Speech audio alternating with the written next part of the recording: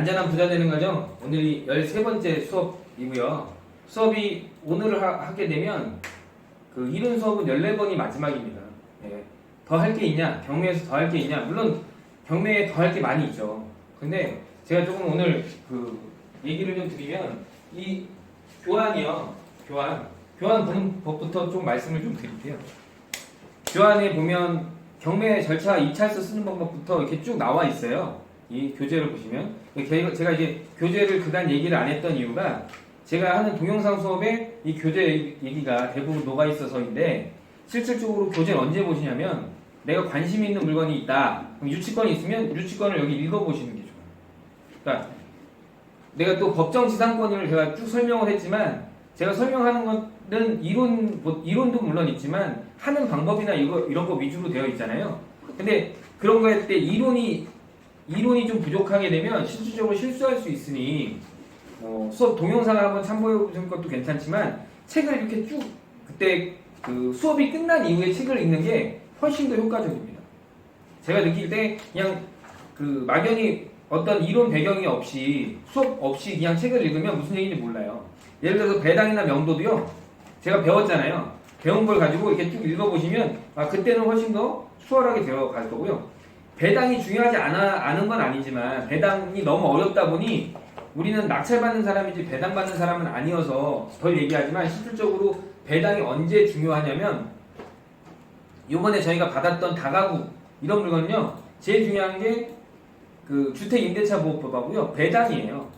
왜 배당이 중요하냐면 우리가 어떤 사람이 제일 무서울까요? 사실 낙찰자가 임차인, 그러니까 사실 채무자는 별로 안 무서워요. 왜냐면 자기가 자기 돈을 꾼 거기 때문에 그렇게 위해를 가하는 경우는 별로 없어요.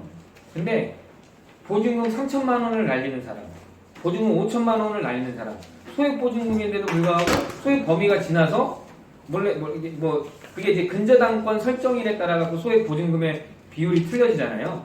그럴 때 내가 그 사람에 대해서 예를 들어서 소액 보증금의 범위를 알고 있어야 그 사람이 돈을 갖고 가는지 안 갖고 가는지 알아서 우리가 명도를 할든지 인도명령을 신청할 지가 확인이 되는데 그냥 사람 사는 일이잖아요. 그러니까 우리가 뭐 인도명령이 됐든 법원에서 해주는 거에 기대는 것도 있지만 미리 가서 그 사람들을 만날 수도 있는데 우리가 그 사람이 돈을 어느 정도 갖고 가는 사람이라면 낙찰자의 인감증명을 갖고 가야 되기 때문에 분쟁의 소지가 적습니다. 하나도 못 갖고 가는 사람들이 더러 생긴단 말이에요. 어떨 때 생기냐면 경매가 개시된 이후에 소액 임차인이라고 해서 들어온 사람, 경매 결정 이후에는 전혀 보호를 못 받거든요. 그런 사람들은 자기가 돈을 못 받으니까 누구한테 위해를 가하려고 할까요? 낙찰자한테 돈을 달라고 할 거 아니에요, 자기 돈을. 왜냐면 새로운 소유주가 바뀐 거라고 생각을 해서. 근데 사실 그 사람과 나는 압류수도 없는 사람이지만 그로 인해서 만약에 그런 것들을 다 일일이 갚아준다고 하게 되면 낙찰자가 그 남는 금액이 있을까요? 없겠죠. 그러니까 법으로는 그렇다고 하지만 사실은 다 협의이기 때문에 준다고 해서 경매에서 너 잘못됐어 이렇게 말하는 사람은 없어요. 그런데 주지 않아도 될 거를 주거나 하는 것도 책을 통해서 내가 줄 사람, 안 줄 사람을 명확히 판별할 수가 있기 때문에 제가 이제 지금 그래서 13회차, 14회차 되면 책 보는 방법에 대해서 잠깐 설명을 드리고 합니다. 그러니까 배운 내용이 여기에 빠진 게 없어요. 그리고 제가 이제 실습할 때 어떤 거 할 거냐면요. 13, 시합 14회가 되면 지금부터 물건을 좀 찾아주셔야 되는데 사실 현장 조사 다시 해야 되잖아요. 내가 낙찰을 받고자 하는 내가 관심 갖고 가는 물건을 그냥 뭐 95% 전부 다 인터넷에 나와 있다고 해서 인터넷만 뒤져야 될까요? 아니죠. 불안하잖아요. 현장에서 내가 꼭 찝어야 될 것들은 찝어줘야 되거든요. 그리고 내가 마음에 그 사진으로만 볼 때는 마음에 드는 물건이었지만 실질적으로 갔더니 여기는 별로 이제 그 앞으로 미래 가치가 좀 없어져 그러니까 나한테 안 맞는 것 같아. 그런 것도 현장 조사에 있거든요. 그때 현장 조사 물건별 체크 사항이라든지 체크 요령 이런 뒤쪽에 이런 것들이 있어요. 이런 것도 좀 참고해 보시면 이거를 다 조사하면 좋지만 실질적으로 다 조사할 필요가 없을 수도 있지만 체크리스트가 있는 거와 없는 거와는 차이가 납니다. 그리고 나중에 생략하지 말아야 될 거. 내가 경매를 하면서 정말 생략하지 말아야 될 건요. 인터넷에 나와 있는 것들은 생략할 가능성이 적어요. 근데 안 나와 있는 것들 현장 조사 생략하고요. 현장에 가는 거를 생략하는 경우가 많아요. 아파트니까 생략할 거야. 근데 아파트에 뭐 나와 아파트는 그렇게 크게 어렵다고 생각하는 사람이 드물긴 하지만 아파트에도 진정 유치권이 거의 없지만 생길 수도 있는 거 아니겠습니까? 현장에만 답이 있는 유치권이라든지 뭐 현장에만 알 수 있는 것들이 있는데 그거를 현장을 가서 확인하셔야 돼요. 그리고 뭐 현장에서 알려주는 것들에 대한 정보를요 이렇게 끝장에 보면 그 이제 현장 조사에 따른 물건 체크 사항이라는 게 있거든요. 이건 꼭 확인하셔서 이거를 전부 다 목록을 체크할 필요는 없지만 내가 하는 것 중에 필요한 사항들은 본인만의 체크리스트를 만드는 것도 괜찮습니다. 이게 미래 가치를 대변할 수도 있어요. 내가 좋아하는 물건이 미래에 오른다고 하게 되면 내 식견이 높아지는 거잖아요. 항상 투자라는 거는 미래 가치와도 같이 가는 거니까 내 식견을 높여주는 게 가장 필요한 것 같습니다. 어떤 투자든. 그리고 뒤에 보면 또 괜찮은 것들이 여기 사례나 이런 것들도 담겨져 있는 게 있거든요. 근데 제가 했던 사례하고가 똑같은 사례는 아닌 경우가 많지만 이런 것들 읽어주면 내가 할 때 그 도움이 돼요. 그래서 내가 배운 내용을 한 번 더 보겠다 생각하시면 이 경매 절차 입찰서 쓰는 법은 사실 한번 가면 되지만 책으로 한번 읽어보면 또 되고요. 등기에 관한 권리나 이런 것도 보시면 도움이 됩니다. 등기 관련해서 우리가 그 경매나 이런 것들 사람들이 왜 어려워하냐면 현장에 답이 있는 것도 있지만 권리 분석이 어려워하는 경우가 있거든요. 근데 권리 분석은 일반인들이 어려워서 어려운 게 아니라 안 해봐서 어려운 거거든요. 어떤 게 선순인지 후순인지는 매각물건 명세표, 그거를 경매를 배운 사람 누구나 알 수 있는 건데 배우고 나서 읽어보면 훨씬 더 좋아요. 말속의 핑거리가 굉장히 중요하잖아요. 이것도 되게 간단하잖아요. 공부하면 간단하지만 공부를 하지 않은 상태에서는 굉장히 불편한 겁니다. 모르니까. 그리고 임대차나 권리 분석 이런 것도 권리 분석이 어렵다고 생각하는데 배우고 나서는 별로 안 어렵거든요.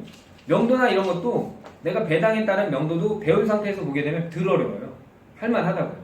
지금부터 이 책을 꼼꼼히 보신다고 하게 되면 이게 안에 있는 이론 중심은 아니지만 실질적으로 경매할 때 도와주는 과정들로 되어 있어요.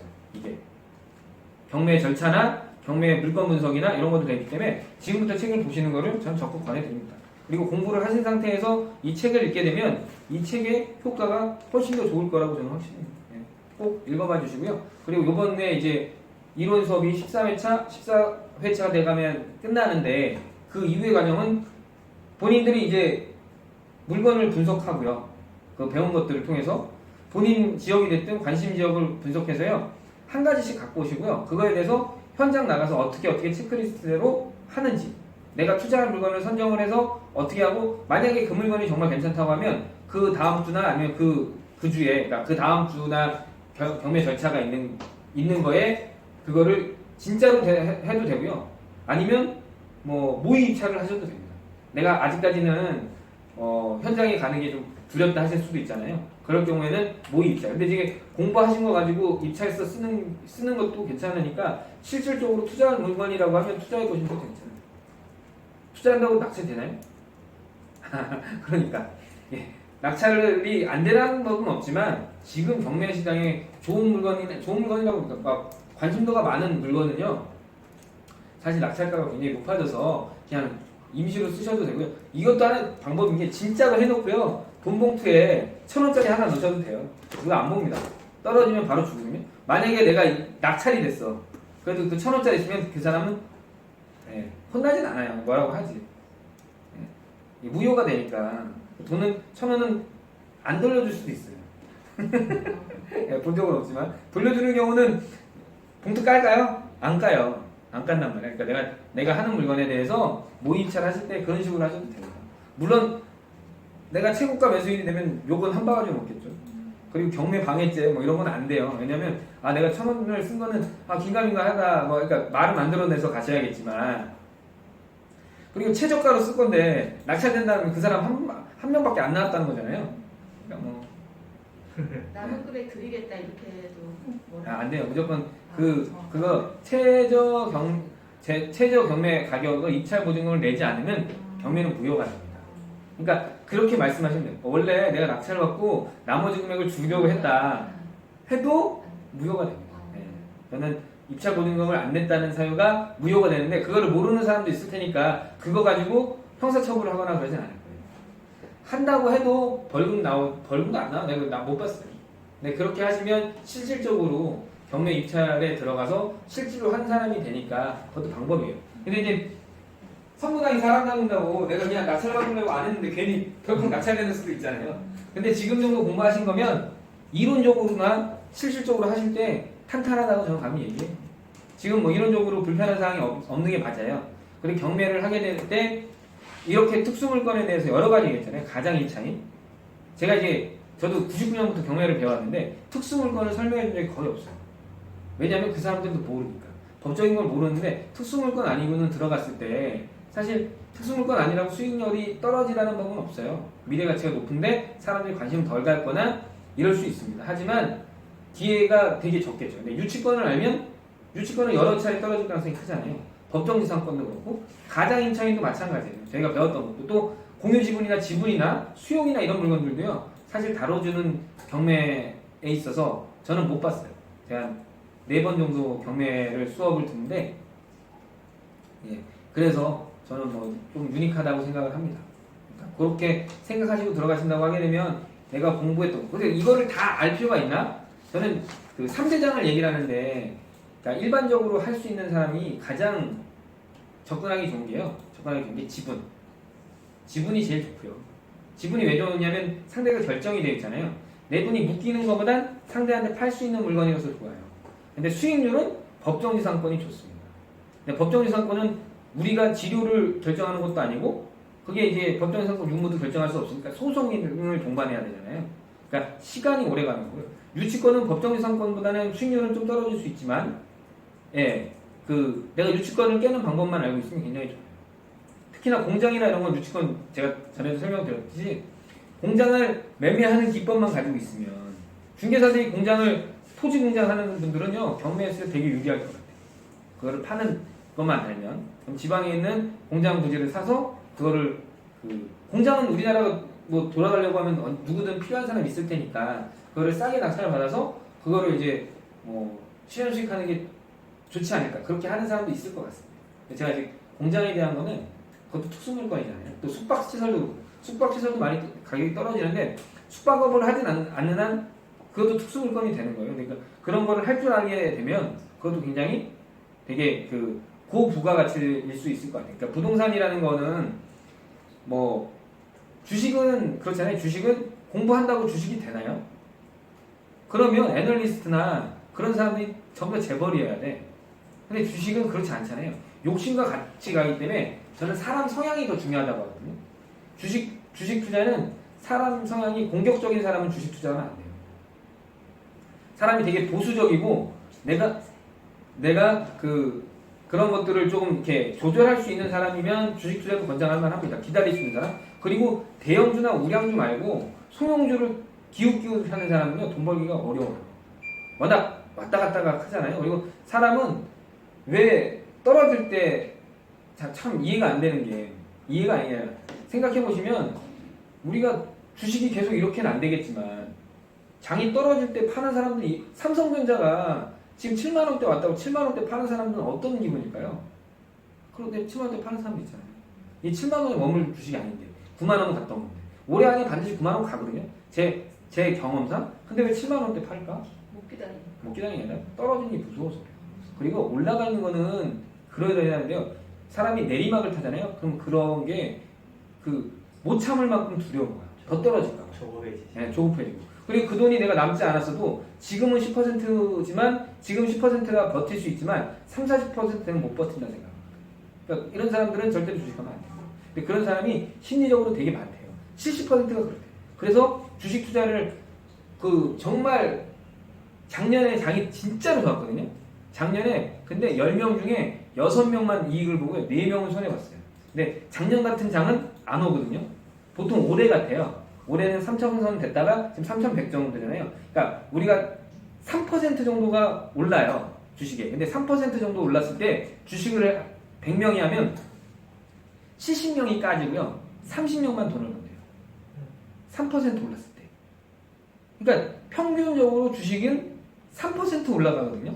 주식을 이렇게 80년대 기준으로 해서 물론 왔다 갔다 하는데 평균 주식장은 3% 정도 성장을 하는 장인데 여기에 들어와서 참가했는데 100명이라고 하면 70명은 손해를 보고 30명만 이익을 보는 시장이에요. 그러니까 작년같이 우리가 1600, 1700 하다가 3000선으로 돌아갔을 때 거의 2배 정도 오르는 장이었잖아요. 그때 참가한 사람이 100명이면 그때 같은 경우만 60명이 이익을 보고 40명이 손해를 보는 거예요. 근데 보통의 경우는 70명이 손해를 보고 30명이 이익을 보는 거인데 이때 제일 중요한 건 성향이다. 그러니까 삼성전자를 7만 원에 파는 사람도 있다. 나는 이해가 안 가는 거예요. 왜? 불안하니까. 그리고 내려가는 장은 못 기다리니까. 그래서 주식 투자는 공부한다고 되는 장은 아닌 것 같아요. 성향이 더 중요합니다. 성향. 내가 그 제일 여윳돈을 가지고 꾸준히 누면서 일정 부분 내가 원하는 수익이 있으면 돈을 찾겠다. 사이버 머니로 안 만들겠다. 이런 사람만이 일정 부분 금리보다 몇 배 더 높은 수익을 얻을 수 있는 거고요. 금리가 1%, 2%인데 주식에 200%, 300% 도전하는 것 자체가 그 사람은 노름꾼인 거예요. 우리가 어떤 거를 투자한다는 거는 금리의 3배가 넘어가면 굉장히 잘하는 투자거든요. 왜 경매가 매력적이냐면 경매 투자하는데 10% 보고 하는 사람 없잖아요. 최소한 20%, 30%인데 이런 물건이 주르륵이잖아요. 그러니까 경매가 굉장히 좋은 고수익 시장인 거예요. 근데 주식은 10%, 20%를 그렇게 버는 사람도 드문데 1년에 매년 10% 하는 사람이 없어요. 주식하는 사람이. 그런데 보통 2배, 3배 이렇게 노리고 하니까 노름처럼 되는 것 같습니다. 그러니까 자기 성향이 더 중요한 게 주식 투자이고 그래서 부동산은 공부하면 가치가 올라가는 거고요. 내가 부동산에 그리고 투자나 이런 철학대로 만들어 놓으면 그 철학대로 움직이면 부동산은 경매가 됐든 반드시 지금 실패하는 장이 없어요. 그러니까 부동산은 반대로요. 부동산은 평균적으로 한 5%, 6% 오르거든요. 주식장보다 조금 더 좋았어요. 우리가 미래적으로 봤을 때. 예를 들어서 80년대 기준으로 했을 때 그 80년대 100으로 했을 때 주식은 지금 3천이잖아요. 근데 뭐 80년대 100으로 했을 때 부동산은 한 500 정도 됩니다. 그러니까 주식보다 훨씬 더, 그러니까 예를 들어서 그 주식보다는 부동산이 더 좋았던 거예요. 지금까지. 그게 참 이런 나라가 자본주의 몇 개 없대요. 우리나라만 유독 이상. 그러니까 그것도 작년 몇 년간 계속 올랐기 때문에 그렇다고 하는데 부동산에 갖고는요 실패하는 사람이 별로 없어요. 지금까지 100명이면 97명이 이익 보고 4명이 손해를 보는 거죠. 근데 그렇게 주식은 만약에 주식하고 부동산의 차이를 보면 부동산은요 사고 바로 파는 사람이 없어요. 시간과 같이 가니까 내가 살고 그래서 거의 같은 메커니즘이라 해도 주식보다는 부동산이 더 효용적인 것 같습니다. 사람 내면에 깔려있는. 그렇다고 주식이 부동산이 이렇게 확 따지는 일은 거의 없거든요. 우리가 제일 많이 까졌다고 하는 IMF 때도요 서울 기준으로 20% 이상 안 까졌어요. 근데 주식은 어땠나요 그때? 1600, 1700 하던 게 나가 떨어졌고요. 요번에 리먼 때도 2000선 가까이 됐던 게 뭐 840까지 떨어지고 있어요. 이번에 코로나 때도 보시면 3000 거의 다 갔거든요. 2800, 2900 갔던 게 1400까지 떨어졌습니다. 이렇게 주식은 반토막 나요. 그러니까 사람들이 위험심도 이렇게 투명한 현상이 더 벌어지는 거예요. 노름장이 같죠. 자, 그러면 오늘 본격적인 수업 들어가겠습니다. 안전한 부자 되는 과정 13번째, 14번째 수업 이후의 과정도 제가 설명을 드렸어요. 그래서 오늘부터 하실 거는 책 보시고 자기가 원하는 지역 어디가 됐든 한 군데씩은 찾으셔야 되는데 한 군데 찾아가고 딱 하나만 분석하는 게 아니라 여러 개를 분석해서 내가 정말로 투자할 만한 물건을 해서 마지막에는 실습해서 그 경매 입찰까지 이렇게 진행하는 과정으로 하게 되면 요번에 저희가 안전한 부자 되는 과정 3기 수업은 마치게 됩니다. 그러니까 수업은 오늘 요번 주 다음 주에 하게 되면 동강이에요. 벌써. 6월 초에 딱 만나가지고 그 전에 인터뷰하고 5월 말에 인터뷰하고 이렇게 진행했는데 벌써 과정이 이렇게 3개월 반, 이제 4개월 차를 막 달려가고 있는 게 참 신기합니다. 그렇죠? 저도 참 신기해요. 저도 되게 신기하고 네 그렇습니다. 그리고 주변에 기본반이 저는 그렇게 생각해요. 경매가 실전이 굉장히 중요한 것 같잖아요. 근데 실전이요 제가 필요하지 그러니까 정말 수업을 잘 받잖아요. 기본반 수업을 잘 받으면 제가 필요 없어요. 실전반보다는 기본반이 훨씬 더 충실하게 가르치려고 합니다. 그래야 된다고 생각하고요. 실전반보다는 기본반이 훨씬 더 수업도 많이 할애하고 정성도 많이 쓰죠. 실전반만 통해서 진짜 경매 기본반만 통해서 하실 수 있게요. 그리고 실전한다고 해서 실전은 다 케이스 바이 케이스잖아요. 그래서 기본 했던 거를 가지고 복습하시고 연습하시는 거니까. 그러면 유치권 기억하시죠? 유치권 자료 한번 다시 보세요. 유치권에 중요했던 부분은 하고 사례 몇 가지 보고 1교시를 마치려고 하니까요. 우선 유치권을 보면 유치권은 따라해보시면 타가 뭐죠? 타인의 물건이에요. 근데 타인의 물건이 아닌데 자기 물건인지 모르고 유치권을 주장하는 사람이 있어요. 어떤 거냐면 도급업자가 자기 돈을 투여해서 그거를 건설을 해놓고 그 사람의 물건인 줄 알고 유치권이라고 얘기하는 경우 있는데 도급업자가 자기 품을 자기가 가지고 있는 자기 거로 만들어 놓은 상태는 아직 자기 거예요. 인도를 한 상태가 되면 타인의 물건이니까 그 사람한테서 나한테 와야 돼. 그래야만 타인의 물건이 아니라 자기 물건에 대해서는 점유가 선택가 유치권이 성립되지 않는다는 거. 그리고 목적물에 적합한 점유여야 된다. 점유가 있어야 돼요. 가장 많이 깨지는 게 이 점유인데요. 점유면서 또 유치권은요, 경매 개시 결정 등기 이후의 점유는 유치권이 성립되지 않아요. 근데 이거 어떤 거하고 헷갈리냐면 유치권 신고는요, 경매가 개시된 전에 하든 후에 하든 상관이 없어요. 신고는. 하지만 유치라는 행위 자체는 경매 개시 등기 이후에는 성립이 안 돼요. 이해가 되시나요? 그러니까 신고서라는 거는 경매대기가 됐든 경매대기가 안 됐든 유무가 상관이 없는데 경매라는 실질적인 경매라는 거는 경매 결정이 나서 경매가 개시된 이후에는 유치권이 성립 자체 안 된다는 거. 이것도 자주 발생하고 헷갈리는 사항을 한번 짚어드렸습니다.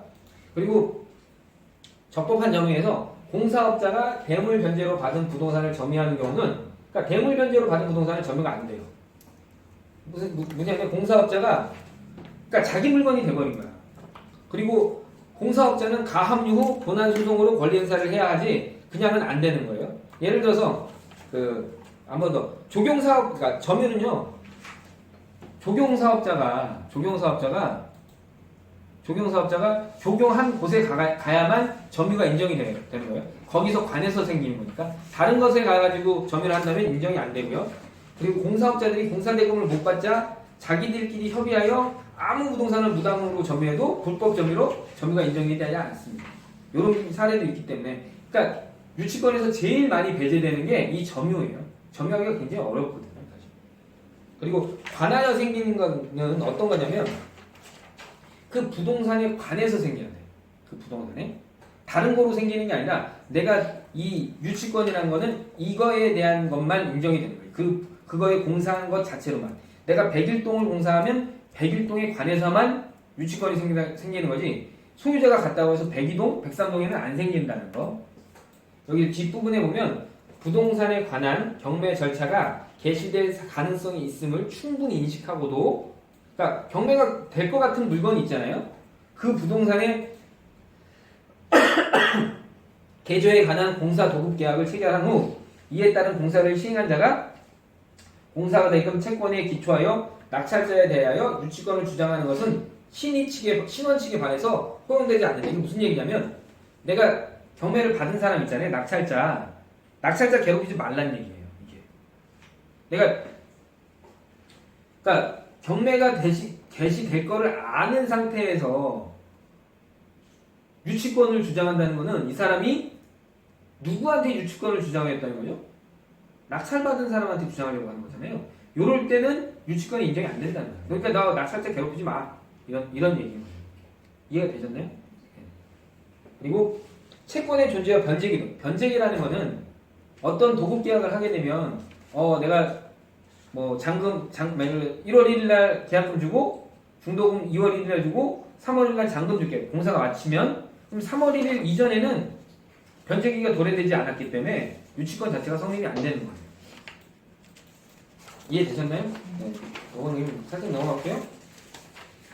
그리고 유치권은 대표적 임의 규정이거든요.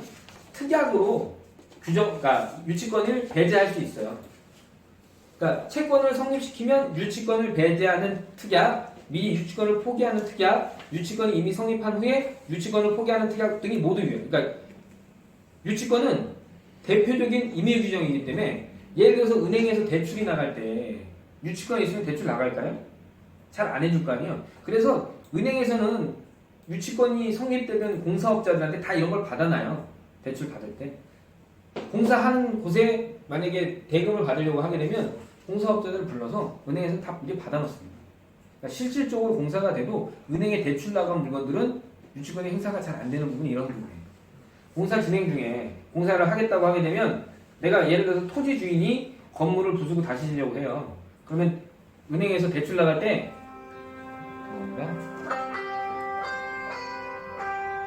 예, 수업 중인데. 예, 뭐 어떤 거예요? 예.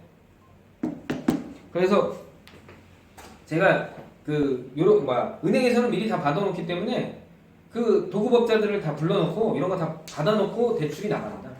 근데 처음에 공사하기 전에 공사 대금을 받으려고 하는 사람들은 이런 거 써줬다는 자기 사인 있음에도 불구하고 생각 못하고 해줍니다. 은행이 이만큼 다 해줘요. 특히나 PF 일으켜가지고 큰 건물 할 때는 다 도급업자 불러갖고 은행에서 다 이런 거 받아놔요. 그래서 유치권이 인정이 안 되는 거예요. 그리고 유익비 같은 경우도 제가 이제 유치권이 유익비를 인정받는 경우는 없다. 대부분. 그리고 임대차 계약서 5조에 의해서 유치권 배제가 다 된다. 그리고 대부분의 임대차 계약서에는 그 원상 회복 의무가 있기 때문에 임대차 계약이 종료되게 되면 원상 회복하라고 한다. 이렇게 정의가 되고요. 그리고 소멸시효도요.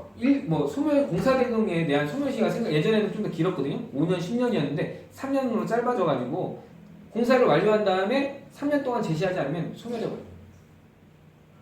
네, 이렇게 하고 사례 몇 가지 보도록 할게요. 유치권을 한 번 더 그러니까 지난번보다 사례를 3개를 좀 더 해드리는 가장 큰 이유는 유치권이 주변에 많나요? 적나요? 유치권. 네, 유치권이 많아요. 네. 근데 유치권을 사람들이 겁나할까요? 안 겁나할까요? 네, 대단히 겁내합니다. 그래서 유치권이라는 건 내가 좀 더 경매에 익숙해지고 다른 물건들 좀 손대고 경매를 할 때 제일 수익률이 높은 것들 중에 하나이고 쉽사리 끝나는 경우는 많아요. 쉽게.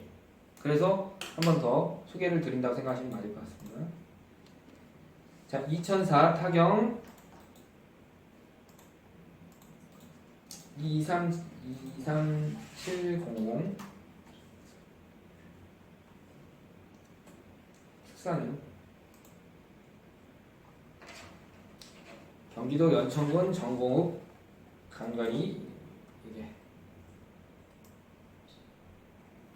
제가 이제 전에 2월달에 축사를 강화도에 있는 축사를 한번 들어간 적이 있거든요.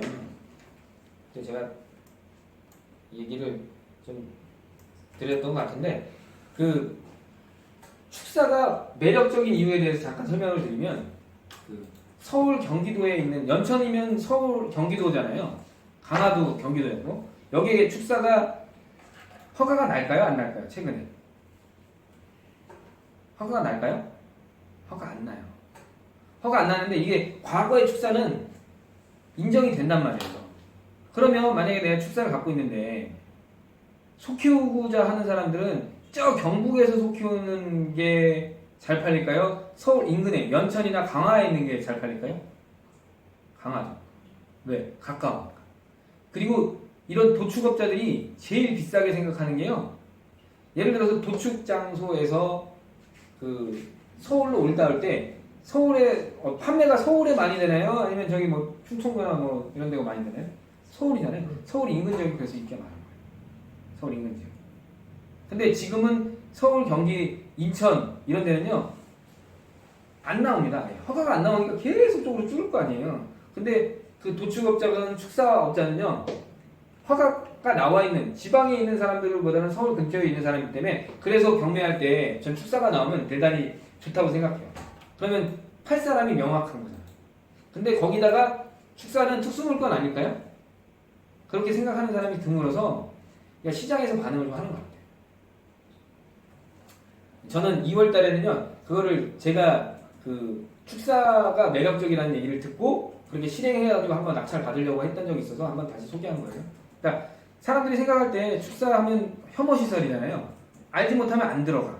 근데 실질적으로 축사를 갖고 있으면 내가 다시 허가를 낼 필요가 없는 물건이 되기 때문에 매력적이란 거예요. 이것도 이제 공유해드리니 나중에 할 때 축사가 나오면 축사는 좋다 생각하셔도 될 것 같아서요. 이게 지금 유치권 공부하는 거잖아요. 그러니까 이게 왜 이렇게 떨어졌을까요? 이게 그렇죠. 유치권이나 이런 물건이 있으면 안 들어가요. 여러분 성원산업으로부터 유치권 신고 있으나 농협 이게 뭐가 있다고요? 농협 중앙회로부터 배제 신청 있으면 배제가 된다고 하면 이게 유치권으로 나한테 위협한다? 안 위협한다? 위협하지 못한다. 이게 실질적으로 위협이 안 되는 물건인 거예요. 그래도 유치권은요 가장 임차인과 비슷하게 이 사람을 법으로 가게 되면 오래 걸리기 때문에 유치권 신고액이 만약에 2억 8천이었어요. 그럼 이 사람들하고 협의할 때 이 사람이 이 돈을 여기 있네. 2억 2,500이잖아요. 이 돈을 다 받으려고 할까요? 업자가? 다 받는 생각 못해요.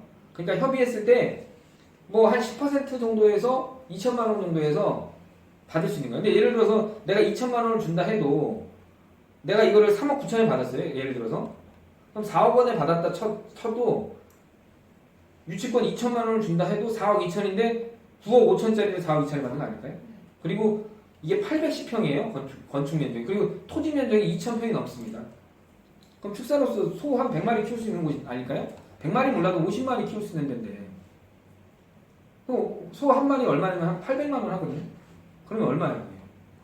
근데 그거를 통해서 수익이 나는 거에 비하면 굉장히 좋은 위치가 되겠죠. 그래서 이런 것들 얘기하고 유치권이라서 이만큼 떨어졌다. 그리고 이거는 실질적으로 유치권이라는 건 합의해야 되는데 이분은 진짜로 유치권이 있어서가 아니라 가장 유치권이라도 이 사람 쉽사리 물러날 거예요. 여기 진짜로 지었는데 돈은 뭐 소송 가면 이긴다고 해도 소송 가가지고 2년 3년 벌는 것보단 유치권 해서 하는 게 나을 수 있어요.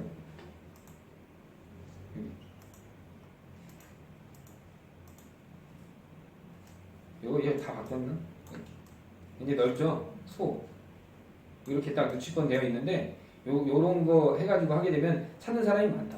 그런데 그 다음에 그런 거 지어가지고 하는 사람들도 꽤 많으니까 이런 물건은 괜찮다는 말씀 한번 더 드리고요. 항상 여기 본 다음에 유치권 신고는 물건 송달 내역에도 있지만 유치권은요 보통 그 매각 물건 명세서 상에 기재가 돼 있어야 돼요. 유치권. 현황 어떻게 점유자 및 여기 유치권 신고가 성원 환경에 이렇게 있다. 성원 환경에서 유치권 신고를 했기 때문에 금액이나 이런 게 명시가 되는 거예요. 근데 이 금액에서 합의하라고 하는 게 그러니까 법적인 게 아니라 이 금액이 있다고 하니까 네가 알아서 협의해 낙찰받은 사람이 이 얘기입니다. 근데 만약에 이런 얘기가 없으면 유치권 신고에 대한 얘기가 없으면 낙찰받은 사람이 유치권이 있는 거를 얘기하면 내가 무효 신청하면 무효